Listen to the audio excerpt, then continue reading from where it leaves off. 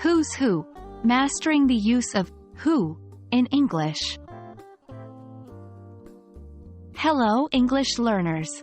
Today we are going to learn about a fundamental part of English sentence structure, the use of who as a subject pronoun.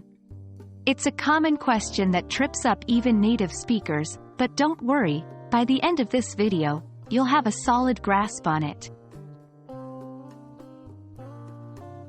The word who is a relative pronoun that we use to add more information to a sentence. It's called a subject pronoun because it usually refers to the subject of a clause. Remember, the subject of a sentence is the person, place, thing, or idea that is doing or being something. Let's take a simple sentence. He is the man.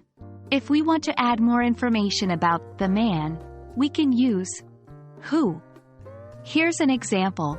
He is the man who won the lottery.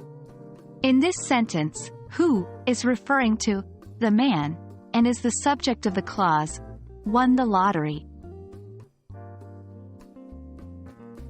1. Who is used in questions when we want to know which person did something. For example, who ate the last slice of pizza? 2. Who is also used in statements to provide additional information about a person or persons. Like our previous example, he is the man who won the lottery. 3. Be aware that who should be used only to refer to people. When referring to things or animals, we usually use that or which. One of the most common mistakes is using who, where whom should be used. Remember, we use who as the subject of a clause and whom as the object. For example, right, who made the cake? Because who is the one doing the action. Wrong, who made the cake? Don't worry too much about this though, because even native speakers often use who when technically whom would be correct. And that's it.